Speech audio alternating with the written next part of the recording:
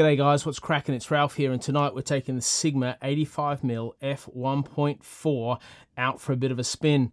It's a very good lens. It's a prime lens, high quality. It's a very quick lens. The autofocus is bang on, even through the FTZ adapter to my Nikon Z6. It's very quiet, it's sharp, and that's basically all you need to know. So we're going to take it out into the city. I'm going to shave the beard a little bit, just not shave it, just trim it back a little bit and take it out into the city. It's raining tonight.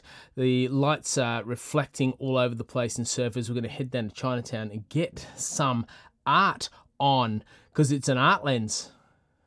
Okay. Just not working. Gosh.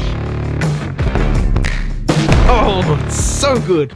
We're on Friday night on a tram in the middle of the Goldie heading to Chinatown to shoot on my 85mm. It's the first time I've ever only brought out one body, one camera lens to shoot. It's very kind and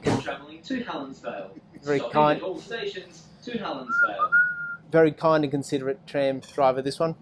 So as we journey down to Chinatown, which I've never been to, Pete and Harry just tell me that it's like half a street. So we are certainly up for a challenge tonight, gang. It's a lovely trip on the G-Link. If you're ever on the Goldie, you can jump on the G-Link and it takes you north and south and south and north, and well, that's about it. There's a lot more west, but you know, you go with what you got. Is Main Beach. Exit here for Tedder Avenue restaurants and shops and Macintosh Island Pub. If you want to join the creative crew, please subscribe below and like this video. The videos that come out on Tuesdays and Saturdays, which you will find epic, I hope. Here we are in Chinatown, and it has been a challenge, not because it's Chinatown, but because an 85mm prime means when you look through your camera to take a shot where you normally might move between 24:7, you realize you are super close.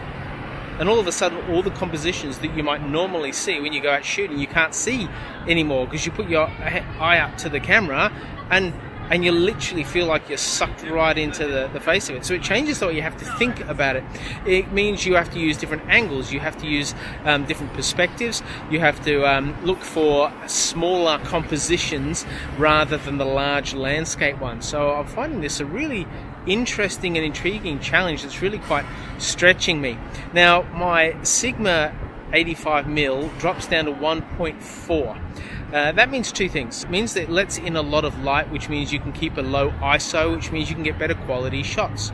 But it also means that you can have crazy bokeh. So you can focus on something and everything else goes blurry. And I've discovered with the 85mm that that's a pretty cool thing to do. You can actually bring the photo that you want to take, you might normally take in focus, you can take it out of focus. And when you take it out of focus, it actually comes to a very different feeling of what it might otherwise look like. Basically, I'm focusing really close on the point of focus, which is bringing that really clear into focus, and everything else it throws wildly out of focus. When you have some pretty colors in the background, pretty lights in the background, it really it does something special and is quite intriguing, almost mystical. However, if you're shooting a long way away, the focus effect of the bokeh has less and less impact.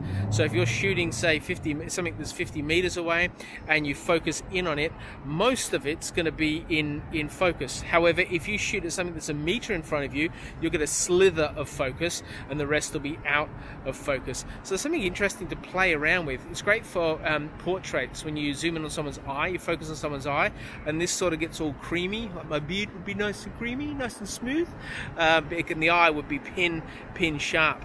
And you play with it 1.4, 1.8, 2, 2.8. You play around that space to get that really nice creamy blur in the background.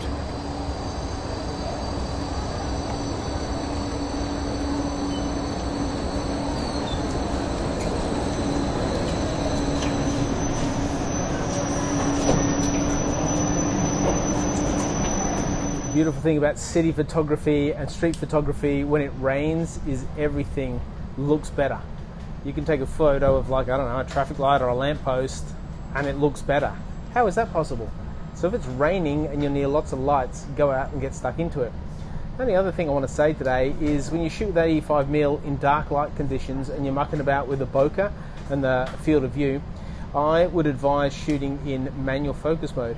And that way you can focus, and as you focus, your field of view changes. It goes up and down so that you can select which part of the shot you actually want blurry and which part you want sharp, and you can actually take the same composition, only 3 or 4 shots with different focal points, to create some clarity and interest in ways that you might not have seen before.